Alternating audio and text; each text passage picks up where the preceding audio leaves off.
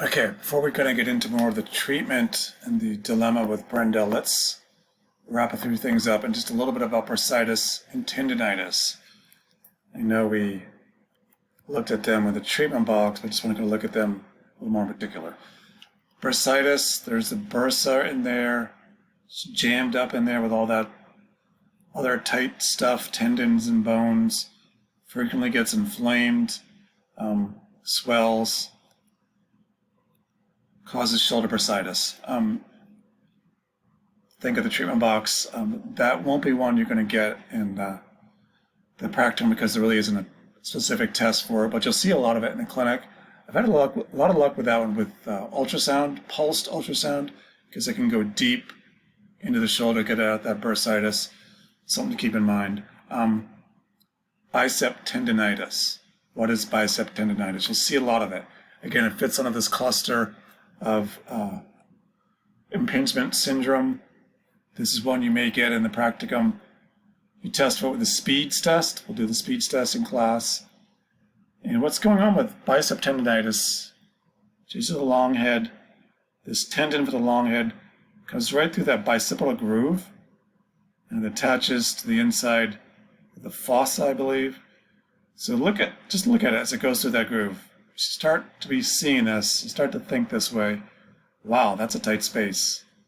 Very easily could it get irritated? Could it cause problems?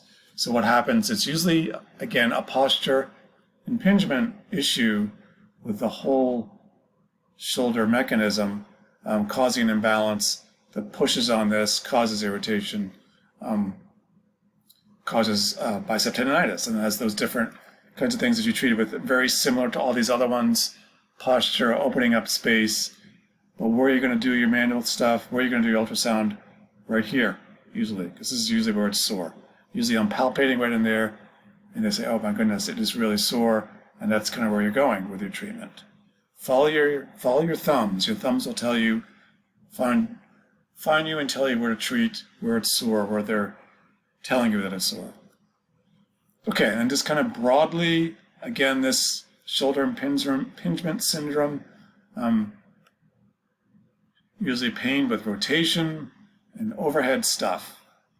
This little girl, she's trying to brush her hair, and she's got it in that closed packed position, and it's like, oh, killing her. She also probably has a knot in her hair. But this is classic. This position causes the irritation, the pain. Mechanic, he's smiling there. But I had a mechanic once, young guy, God, he was under 25, a couple of kids, hardworking guy. Spent all day in a cold garage working overhead, just like this guy. And just like this guy, that's about all he had for shoulder motion. He had about 80 degrees of pure shoulder flexion. His shoulders were just a mess. He had arthritis, he had bursitis, he had rotator cuff irritation, just awful kind of situation caused by doing overhead stuff in the cold, impairing his flow, his blood flow, so he couldn't heal. It's caused all kinds of problems. A lot of times your patients will come in and say, oh, it really hurts when I buckle my seatbelt. Why? Look at her shoulder. Spinning in. Internal rotation. Just do that motion. Try to imagine that you're hooking that seatbelt, or do it when you're going home today, into that right click there. They'll say, it really kills when I hook up my seatbelt. Why? Internal rotation, subscapularis, common area. Some general principles, I know I've thrown a lot at you in terms of treatment that may help you when you're trying to wrap your brain around all this stuff. For all these shoulder issues, all very, very common, you're basically doing two things. Initially, you're trying to calm everything down. It's very, very irritated.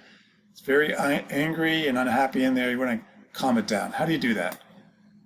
Do some reduced gravity, linear plane motions only with the shoulder.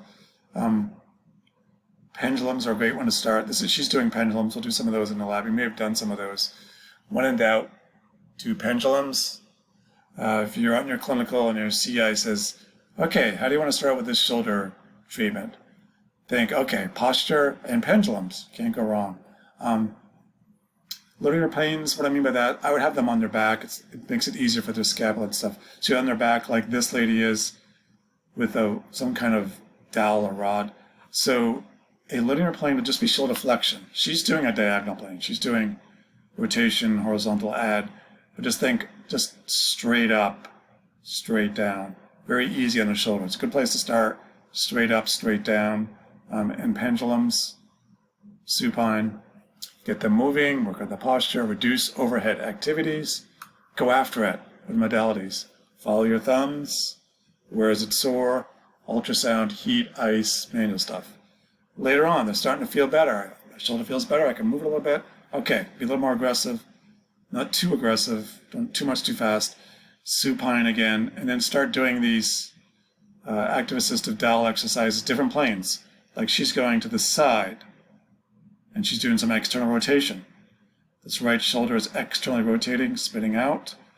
And this left shoulder is doing horizontal adduction, going that way. Yep. And you start working against gravity. She masters this. I'm going to sit her up, start doing shoulder flexion, add some weights, increase the activity, increase the resistance. That's kind of it in a nutshell, if that helps. Okay, so let's wrap this section up.